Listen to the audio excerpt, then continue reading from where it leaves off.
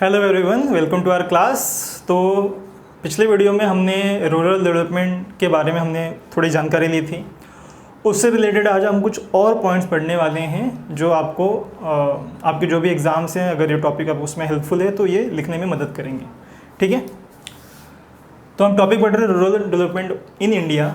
उसके अंदर हम पढ़ रहे हैं significance of rural development in India, यानी सिग्निफिकेंस को आप फ़ायदे की तरह ले सकते हो। ठीक है, ये क्या फ़ायदा होगा, क्या उससे अच्छा होगा कि अगर रूरल डेवलपमेंट इंडिया में होता है तो क्या चीज़ें हो सकती हैं। तो पहला है public health and sanitation. Sanitation को आप साफ सफाई से ले सकते हो। ठीक है, सैनिटेशन का मतलब आप साफ सफाई से समझ सकते हो। पब्लिक हेल्थ एंड सैनिटेशन हमने लास्ट लेक्चर में पढ़ा था कि रूरल डेवलपमेंट में किन किन क्षेत्रों पे हमें काम करना है। जैसे हमने एग्रीकल्चर के बारे में पढ़ा था, हमने विलेज इंडस्ट्री के बारे में पढ़ा था, हमने सर्विसेज के बारे में पढ़ा था जिसके अंदर हेल्थ भी था। ठीक है, और हमने एजुकेशन के बारे में पढ़ा था। तो अगर रूरल डेवलपमेंट होता है तो आप खुद इमेजिन कीजिए कि क्या क्या चीज़ें इंप्रूव हो जाएंगी। रूरल डेवलपमेंट का मतलब ही है वहाँ पे अच्छे स्कूल होंगे। रूरल डेवलपमेंट का मतलब ही है वहाँ पे अच्छे अस्पताल होंगे, चाहे वो सरकारी हो या प्राइवेट हो। ठीक है, हम सरकारी पकड़ के चलते कि सरकारी अस्पताल होंगे, अच्छे स्कूल होंगे। ठीक है, अच्छी सड़कें होंगी, लोग पढ़े लिखे होंगे। हम एज्यूम कर सकते हैं जब अगर हम रूरल डेवलपमेंट की बात करते हैं कि रूरल डेवलपमेंट हो जाएगा तो क्या चीज़ें होंगी।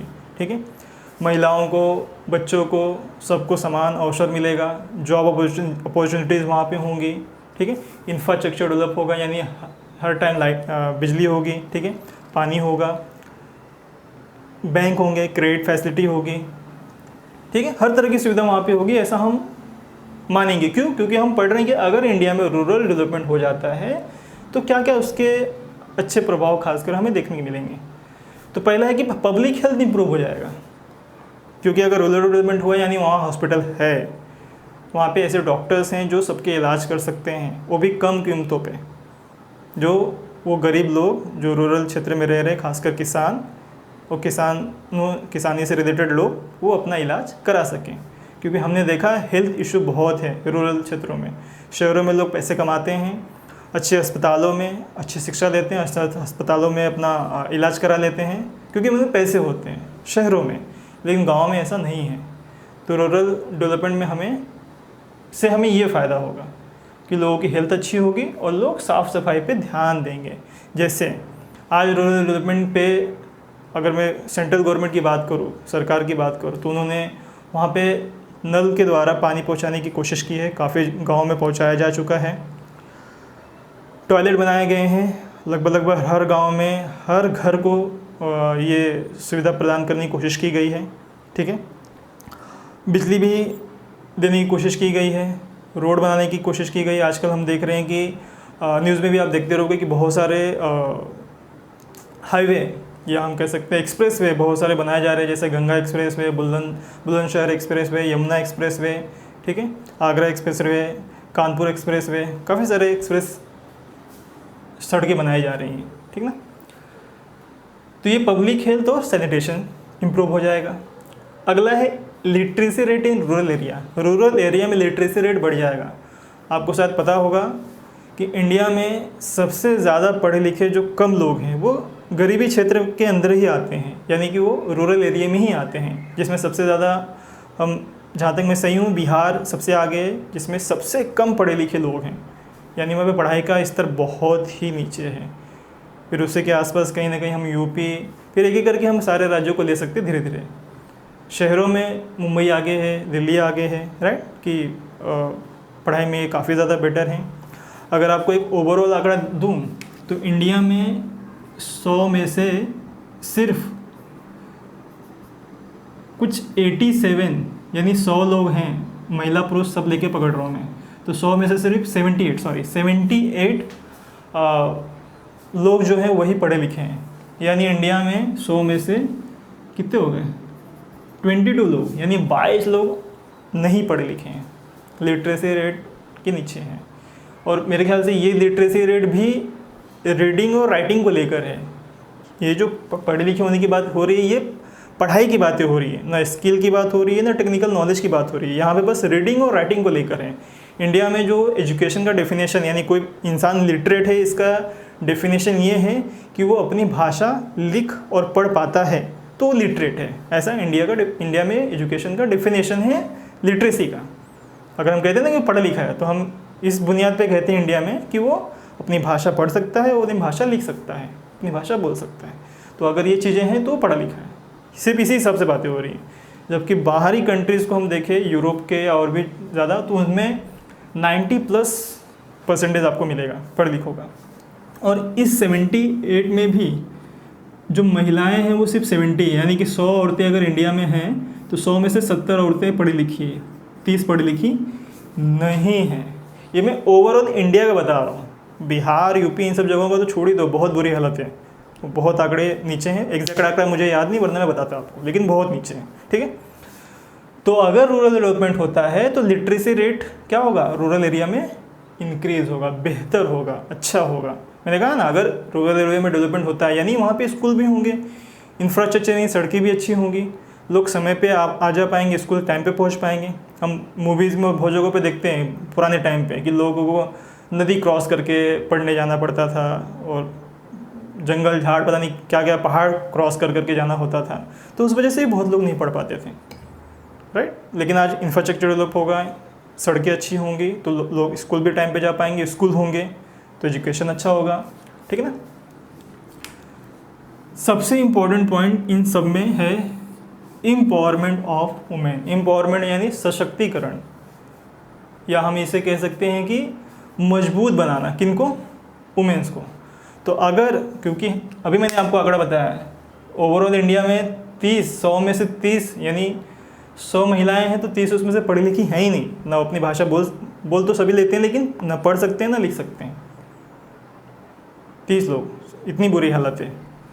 और जो रूरल एरिया है उसकी तो बात ही छोड़ दो, वहाँ पे मुझे लगता है 50, 60, 70% तक भी ऐसे होंगे बिहार वाली जगह पे जहाँ पे लोग पढ़े लिखे नहीं हैं। महिलाओं की बात हो रही है, अगर 100 बिहार में 100 महिलाएं हैं तो मेरे अनुमान के हिसाब से कम 70 महिलाएं पढ़ी लिखी नहीं हैं, यानी इतना बड़ा आंकड़ा है। तो अगर रूरल डेवलपमेंट होता है तो वुमेन्स को क्या होगा, मतलब मजबूती मिलेगी, उनको पढ़ने का अवसर मिलेगा। बहुत जगहों पे तो महिलाएं इसलिए भी नहीं पढ़ती क्योंकि बहुत दूर है स्कूल, तो पापा जो पेरेंट्स है वो भेजना पसंद नहीं करते, काफ़ी दूर है। ठीक है, और भी बहुत सारी चीज़ें होती हैं। धीरे धीरे एजुकेशन आता है तो पेरेंट्स भी अवेयर होते हैं कि भाई लड़कियों को भी पढ़ाना चाहिए, और भी बहुत सारी मेंटेलिटी है जो बाकी सारी चीज़ों से कनेक्टेड है। ठीक है, तो थर्ड पॉइंट हमेशा याद रखोगे कि अगर रूरल डेवलपमेंट होगा तो वुमेन्स जो है वो क्या होंगी, एम्पावर होंगी। यहाँ पे एम्पावर को थोड़ा और मैं एक्सटेंड कर देता हूँ। आपको पता होना चाहिए कि इंडिया में 50% मेल हैं और 50% ही फीमेल भी हैं। एक और चीज़ बता दूँ कि एक समय था, आज से 3-4 डिकेड 5 डिकेड पहले, यानी आज़ादी के टाइम पे भी पकड़ लो, अब आज़ादी के बाद ही जो महिलाएं होती थी उनका योगदान हमारे जीडीपी में, हमारे देश में इनकम में ऑलमोस्ट 0 के आसपास था।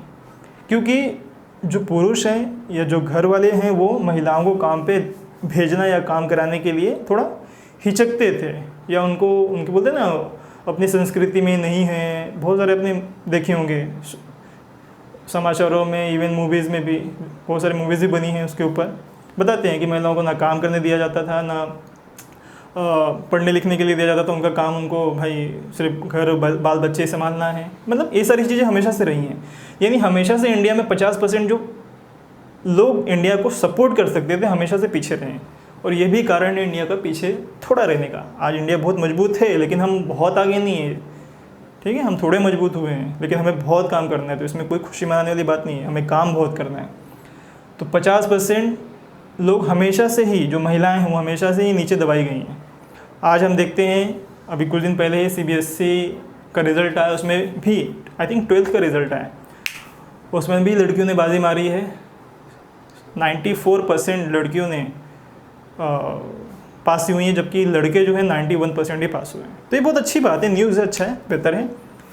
ठीक है, तो अब एम्पावरमेंट को और एक अच्छे से एक्सप्लेन कैसे कर सकते हैं कि उन्हें अच्छा एजुकेशन मिलेगा तो कल को उसे हस्बैंड या जो भी ससुराल वाले या घर वालों पर डिपेंड होने की ज़रूरत नहीं है, वो सेल्फ मेड रहेगी।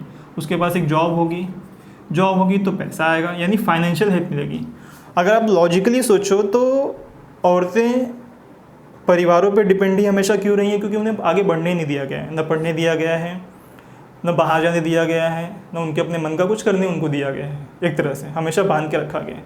अब जो इंसान बना बना रहेगा या जिसे कोई नॉलेज नहीं है, आप खुद एज्यूम करो कि आपको कोई नॉलेज नहीं है, आप पढ़े लिखे नहीं हो, कुछ भी नहीं हो, तो आप किसी न किसी पर डिपेंड ही बनोगे। और डिपेंड बनोगे तो आपकी मजबूरी है उस इंसान के साथ रहना, चाहे वो मारे कूटे, बुरा व्यवहार करे, कुछ भी करे, मजबूरी बन जाती है। और इससे और भी सोशल वायलेंस अलग अलग तरीके के निकलते हैं। लेकिन अगर वो पढ़ी लिखी हुई,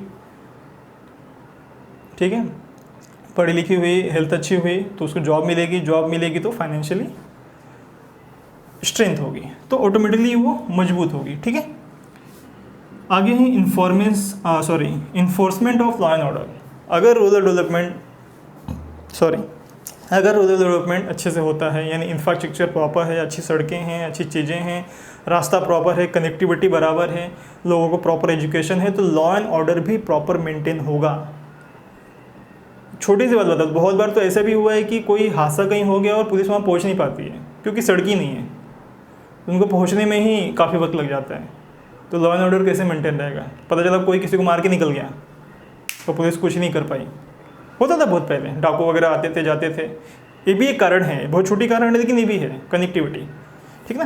तो अगर रूरल डेवलपमेंट होता है तो कनेक्टिविटी अच्छी होगी, इंफ्रास्ट्रक्चर अच्छा होगा, लोग पढ़े लिखे प्रॉपर होंगे, तो लॉ एंड ऑर्डर भी प्रॉपर मेंटेन होगा अच्छे से। लॉ एंड ऑर्डर का मतलब ही होता है कि शांतिपूर्ण व्यवस्था चल रही है, कुछ भी गलत नहीं हो रहा है, अगर गलत हो रहा है तो उस पर प्रॉपर एक्शन लिया जा रहा है। इसे बोलते हैं लॉ एंड ऑर्डर को मेंटेन करना। अगला है लैंड रिफॉर्म्स। ये भी एक छोटा सा इम्प्रूवमेंट है। लैंड रिफॉर्म्स का मतलब है कि इसको हम लोग ज़मीन सुधार भी एक दूसरे भाषा में कह सकते हैं।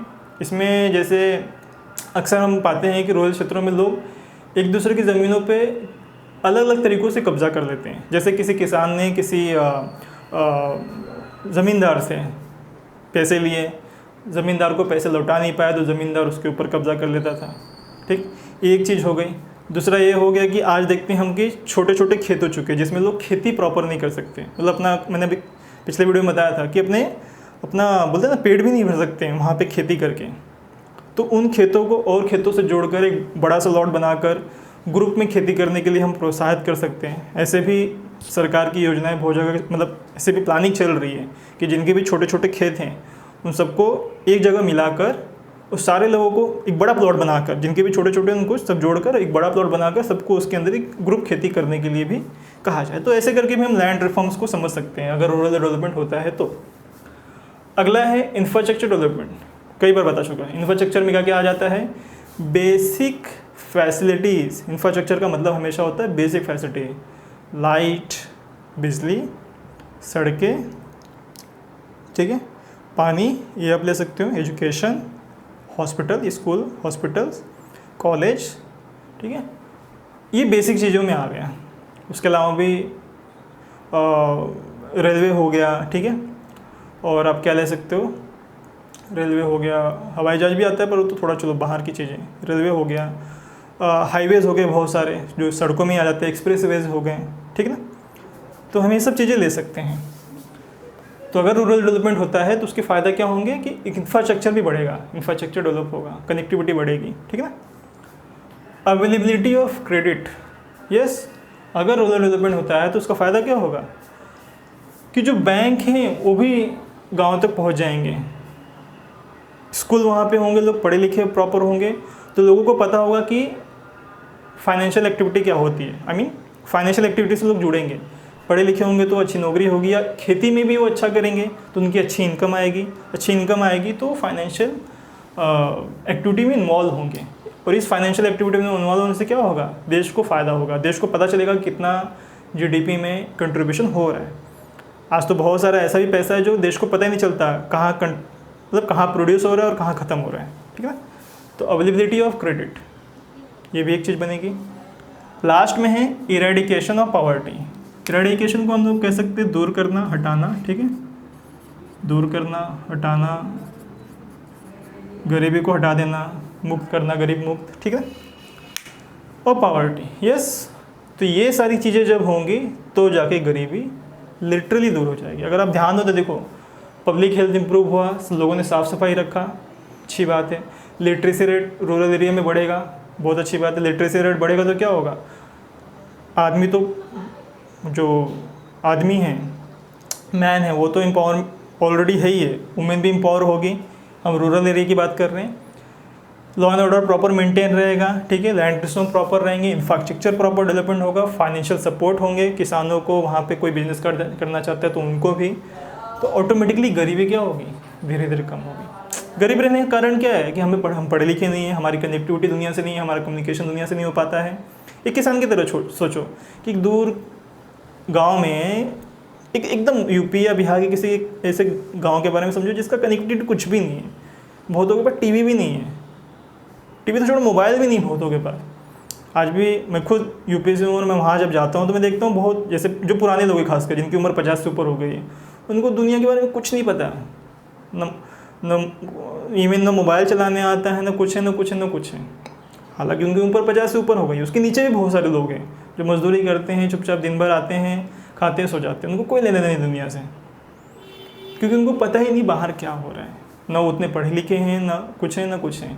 आज भी स्कूलों में गांव में स्कूलों की हालत बहुत बुरी है।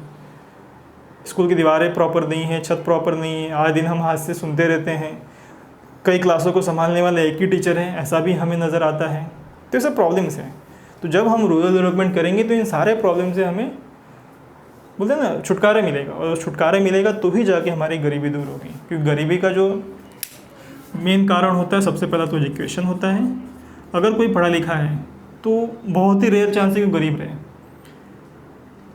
फिर एजुकेशन मिला तो प्लेटफॉर्म मिलना चाहिए, जिसके लिए इंफ्रास्ट्रक्चर बहुत ज़रूरी है, ठीक है, फाइनेंशियल सपोर्ट बहुत ज़रूरी है। तो ये सब कुछ चीज़ें हैं, खासकर तो एजुकेशन है, बाकी सारी चीज़ें उसके बाद आती हैं, ठीक ना। तो ये हमारा सिग्निफिकेंस है रूरल डेवलपमेंट अगर होता है तो, पॉजिटिव पॉइंट्स थे। तो ऐसे ही कुछ और रिलेटेड पॉइंट्स और रिलेटेड विषयों पर, सब्जेक्ट्स पे हम आगे बात करेंगे। तब तक के लिए थैंक यू, बाय।